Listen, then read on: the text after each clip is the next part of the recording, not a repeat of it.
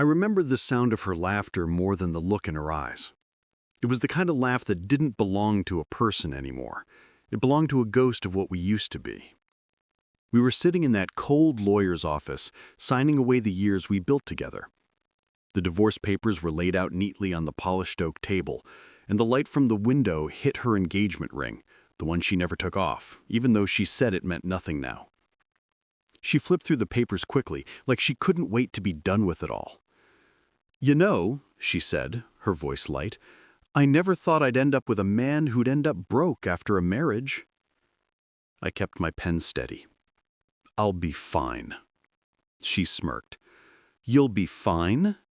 Daniel, you're walking out of here with nothing but that old truck and whatever's in your checking account, which, if I remember correctly, wasn't much." Her laugh was quiet, but sharp enough to cut through the silence. "Maybe next time you'll marry smarter." I looked up at her then, and for a moment, I didn't see the woman I married. I saw someone else, a stranger who wore her face. The lawyer cleared his throat. "If we could just sign the last page," I signed. I didn't say another word. I just gathered my coat and left. Her laughter followed me out of the office and down the street like a shadow I couldn't shake. That night, I moved into a small one-bedroom apartment on the outskirts of town.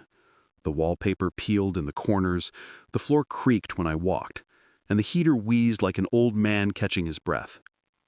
But it was mine. I unpacked my life into boxes that looked too empty. A few shirts, my worn-out boots, a coffee mug with a chipped handle. I sat on the floor with a cheap beer in my hand and stared at the blank wall. She was gone. And for the first time in years, I was alone with myself. At first, the silence hurt. Every sound, the hum of the fridge, the echo of my own footsteps, felt like a reminder of what I'd lost. But slowly, that silence started to feel different, softer, cleaner. I started waking up early, even on weekends.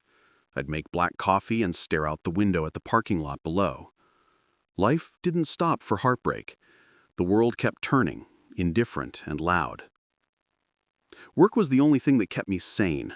I picked up shifts wherever I could. Construction, warehouse jobs, handyman work, anything that paid. I didn't have a degree or fancy skills, but I had two hands that knew how to work hard. Most days I'd come home covered in dust and sweat, my back screaming.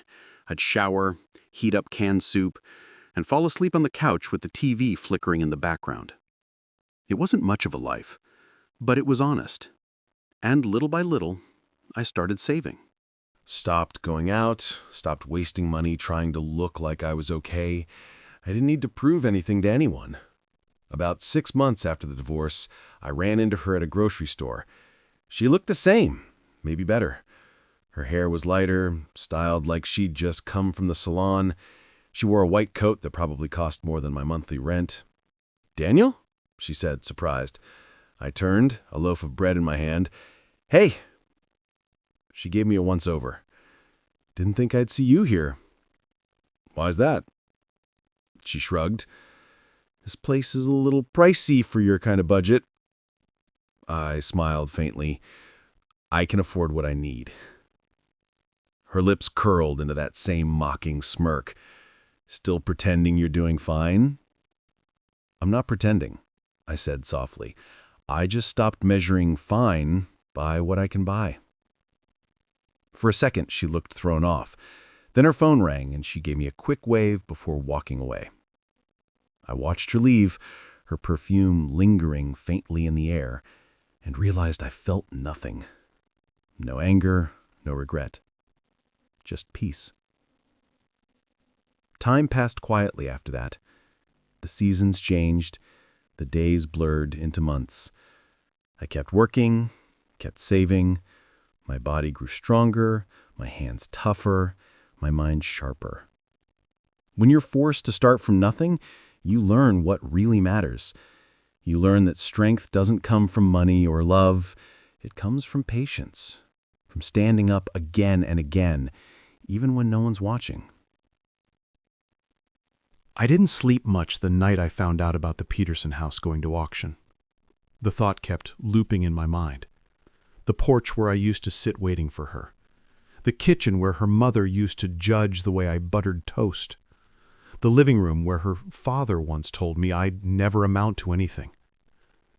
That house had seen every version of me.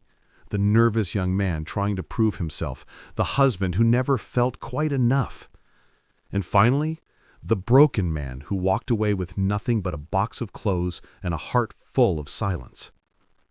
Now, years later, it was going up for sale. I could still see her face in my mind when she said, "You're broke, Daniel." The way she said it, like it was a fact carved in stone. But time has a strange way of changing things. The same hands that used to shake holding bills were now steady enough to build homes for others. The same man who used to be laughed at for dreaming too big now had something real, something solid, and all of it earned quietly. A week after hearing the news, I drove out to the lake. The old Peterson place stood just beyond the trees, a wide, two-story home with faded blue shutters and a porch swing that creaked in the wind. I parked across the street and sat there for a long time, staring at it. The paint was peeling, the garden was overgrown, and the mailbox leaned sideways like it had given up. Funny how time changes everything. The place that once felt untouchable now looked tired, human almost. As I sat there, I saw someone step out onto the porch. It was her mother, Mrs. Peterson. Even from across the road, I could tell she'd aged. Her hair was grayer, her steps slower. She looked around like she could already feel the house slipping away from her. And then the front door opened again. It was her, my ex-wife. She still had that same posture, shoulders back, chin up, like the world owed her something. She wore a beige coat and sunglasses even though it was cloudy. They didn't see me, and I didn't want them to. I just watched. She was talking animatedly, her hands moving in the air, frustration etched across her face. Her mother stood beside her, nodding slowly, tears glinting in her eyes. I could imagine the conversation about the money, about the bank, about the helplessness that must have felt foreign to a family that once looked down on everyone else. After a few minutes, they went back inside. I sat there in my truck, gripping the steering wheel. Part of me felt pity, not for her, but for her mother. Another part of me felt something else. Not anger, not gloating, just a quiet recognition that life always balances the scales. That night, I called Mike. "Still thinking about that auction?" he asked. "Yeah," I said. "You know who's handling it?" "County auction office, next month. You got to register early if you want to bid." "Cash only?" "Yep." "Then I'm in." You whistled. "You serious, man?" "Dead serious." There was a pause on the line. "You sure this isn't about her?" I thought about that for a moment. "No," I said finally. "This is about me." The weeks leading up to the auction were a strange mix of calm and electricity. Work kept me busy, but my mind kept drifting. I drove out there twice more, each time keeping my distance. I wanted to remember that house the way it really was, not the way my memories tried to paint it. The driveway where her father once told me I wasn't good enough. The window where she used to wait for me after work. The back porch where I'd fixed the loose railing one summer, the same railing she'd mocked me for spending too much time on. Every corner carried a story, and every story carried a lesson. Sometimes when I'd lie awake at night, I'd think about what it would feel like to own it. Not as revenge, not as payback, but as proof that you can lose everything and still come back stronger, Not louder, not richer, just freer. The morning of the auction came cold and gray. I woke up early, made black coffee, and put on my cleanest shirt. My hand shook a little when I buttoned it, not from nerves, but from something deeper. A kind of quiet awareness. The keys felt heavy in my hand, not because of their weight, but because of what they represented. Every insult, every humiliation, every long night where I'd told myself I'd never recover. When I stood at the end of the Petersons' old driveway that morning, the air was cool and sharp, carrying the scent of pine from the woods nearby. I hadn't been here in years, but somehow my feet remembered the path better than my heart did. The house looked exactly as it had from across the street all those weeks ago. Tired, faded, the kind of beauty that had once been proud but had now been forgotten. The blue shutters were chipped, the porch swing hung by a single rusted chain, and the "For Auction" sign was still staked in the ground like a grave marker that hadn't yet been removed. I walked up slowly, my boots crunching against the gravel. When I reached the door, I hesitated. My reflection stared back at me from the dusty glass. Older, harder, but not broken. I slid the key into the lock. It turned easily, like the house had been waiting. The door creaked open, releasing a breath of stale air and memory. Inside, time had stopped. The living room was still painted that pale yellow she once said reminded her of sunlight. There were old photographs still nailed to the walls. Her parents on their anniversary, her as a child standing beside the family dog, even one of us, taken the day we got engaged. I stood in front of that photo for a long time. We looked happy in it, genuinely, foolishly happy. I remembered that day. We were sitting on this very porch, her mother taking the picture, her father watching from the window with that usual look of disapproval. "Smile wider, Daniel. Don't look like you're marrying my daughter out of pity." I remembered forcing a laugh. "No, ma'am, I just never learned how to smile under pressure." Everyone had laughed, except her father. And now, years later, I was the only one standing in this empty room. The laughter gone, replaced by quiet. I wandered through the house slowly, room by room. The kitchen was still filled with the faint smell of lemon cleaner. The counters were cluttered with unopened mail, a stack of utility bills, and a calendar frozen 2 months behind. I could almost hear her mother's voice again. "Daniel, don't touch that with your hands dirty." Or, "You never really understood how to treat a home right." I opened the back door and stepped onto the porch. The lake shimmered behind the trees, its surface catching slivers of sunlight. I'd fixed this porch railing once, years ago, while her father watched me from the doorway. He'd said, "You can patch things all you want, son, but you can't fix what's not built right to begin with." I hadn't known whether he meant the railing or the marriage. Maybe both. Now I looked at that same railing, still solid, still holding. Funny how some things last longer than people expect.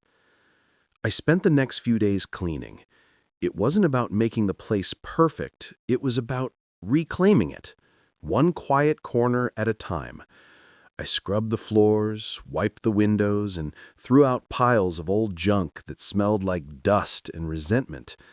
Each time I carried a box to the trash, I felt a little lighter, like I was peeling off the last layers of the man she once left behind. On the third day, I found something that stopped me cold. It was in the upstairs bedroom closet, a box of old keepsakes, probably forgotten after the move.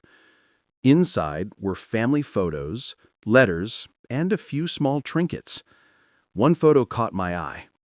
It was her, my ex-wife, sitting on that same porch swing, barefoot, her hair messy, her eyes soft.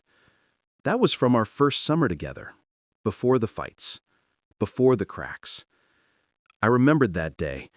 I had spent the morning fixing the steps, and she'd come out with lemonade. She'd told me I worked too hard. I'd told her I had to, because one day I wanted us to have a place that was truly ours. She laughed then. Not the cruel laugh I heard years later, but a real one. Warm. The kind that used to make my chest ache in a good way. I sat there, holding the photo, feeling the echo of that old life pressing against the present. Then, quietly, I slipped it back into the box. Some memories, I decided, aren't meant to be thrown away. They're just meant to stay where they belong, in the past. 2 weeks later, I had the house cleaned up enough to walk through without tripping on ghosts. The air felt fresher now. Sunlight actually reached. The following morning, sunlight streamed through the cracked blinds of the living room. Dust danced in the air like faint memories refusing to settle. For the first time since stepping back into this house, I didn't feel the weight of the past pressing down on me. It was still there, of course, woven into the walls and floors, but it didn't hurt anymore. It was like looking at an old scar, visible but healed. That day, I made a decision. If I was going to keep this house, it wouldn't stay as a monument to pain. It had to become something new, something built with purpose. I started small, one room at a time. The first project was the porch. I replaced the rotten planks, sanded down the railing I'd fixed years ago, and gave it a new coat of paint. As the brush moved back and forth, I couldn't help but think how strange it was. This same wood had once held my frustration, my exhaustion, my effort to be seen. Now, it held peace. Neighbors started noticing. A man named Carl, who lived 2 houses down, stopped by one afternoon. He was in his 60s, gray-haired, kind eyes. "Didn't think anyone would buy this place," he said, watching me work. "Guess I'm not just anyone," I replied with a grin. He chuckled. "No, you're not. You doing all this yourself?" "Yeah, one nail at a time." He nodded approvingly. "Good for you. Place has good bones, just needed someone willing to care again." Door frames, nodding every now and then. When we reached the living room, she stopped by the window that overlooked the lake. "He used to sit right here," she said, her voice soft. "My husband. Every morning with his coffee, he loved this view." I nodded. "It's a good one." She turned to me. "I think he'd be proud of what you've done." That hit harder than I expected. "Thank you," I said. As she left that afternoon, she turned at the end of the driveway.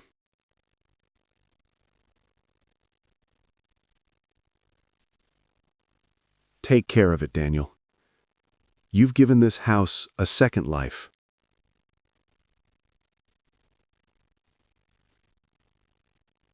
"I will," I promised. That night, I couldn't sleep. I sat on the porch again, the jam jars beside me, thinking about her words. Second life. She was right, not just about the house, but about me. For so long, I'd believed that my story ended with that divorce, that everything afterward was just surviving. But somewhere along the line, I'd started living again, quietly, without realizing it. The laughter that once haunted me no longer echoed. The bitterness that used to fill my chest was gone. All that was left was gratitude for the pain that taught me patience, for the loss that taught me value, and for the silence that taught me strength. A month later, I finished the final coat of paint. The house looked alive again. Fresh white walls, a repaired roof, clean windows that caught the morning sun like mirrors of hope. I decided to open the doors one last time before renting it out. Not to celebrate, not to show off, but to say goodbye. I walked through each room slowly, touching the walls, remembering the versions of myself that once existed here. The boy eager to please, the husband desperate to be enough, the man left behind. Now there was only me, whole, content, unburdened. When I reached the front door, I looked back one last time.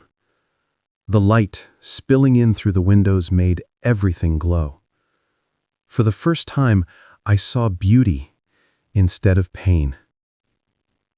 I locked the door gently, slid the key into my pocket, and walked toward the truck. As I reached the end of the driveway, I turned and looked back at the house one more time. The wind rustled through the trees, carrying with it a faint echo of laughter. Not cruel, not mocking this time, but soft, almost like the house itself was exhaling in relief. I smiled. Maybe it wasn't forgiveness I'd been looking for all this time. Maybe it was peace. And now, I had both. That night, I drove home with the windows down, the air cool and free. For the first time in years, I didn't feel like the man who'd been laughed at or the man who'd lost everything. I felt like a man who had finally built something no one could take away. His quiet, unshakable peace. Winter came early that year. The leaves hadn't even finished turning when the first frost swept across the lake. The mornings were sharp and white, every breath a wisp of smoke in the air. By then, the house was completely done. I'd finished the last of the trim work, sealed the deck, and replaced the old brass doorknobs with brushed steel ones that caught the light just right. Everything looked peaceful. It was strange, standing there, looking at it all. Something that once stood as a symbol of loss, now radiating a sense of calm completion.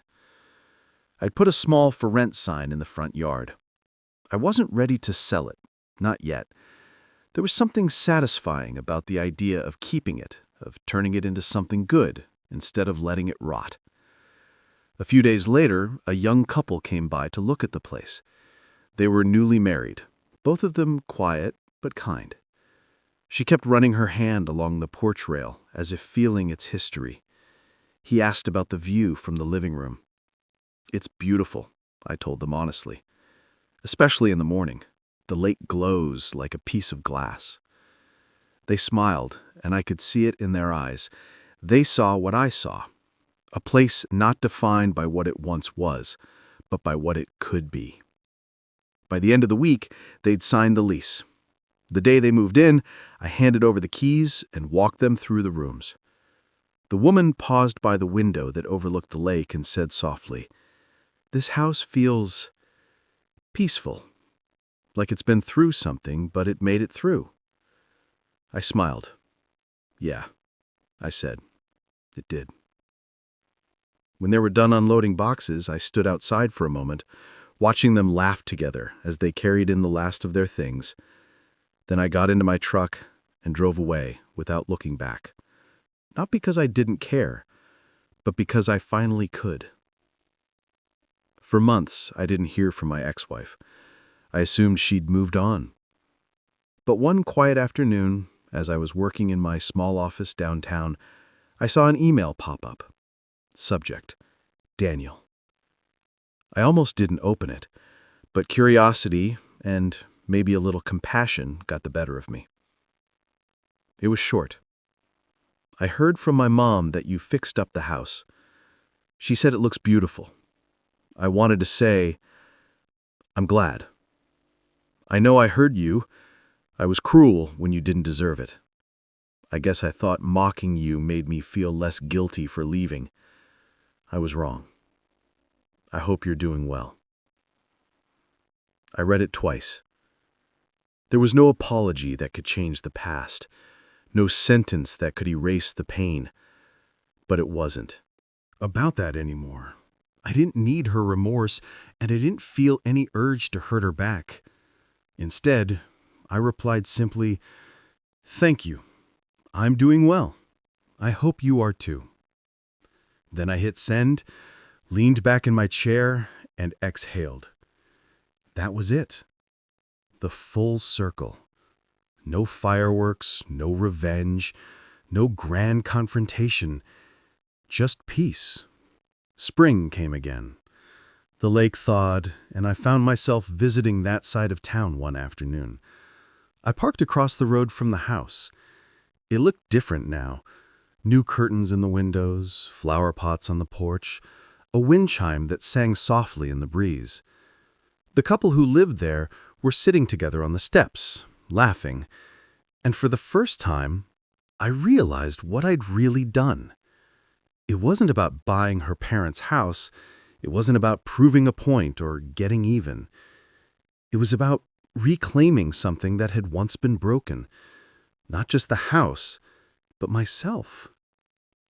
I had turned my pain into peace, my loss into growth, my silence into strength. And standing there, watching life return to that place, I felt something I hadn't felt in years. Gratitude.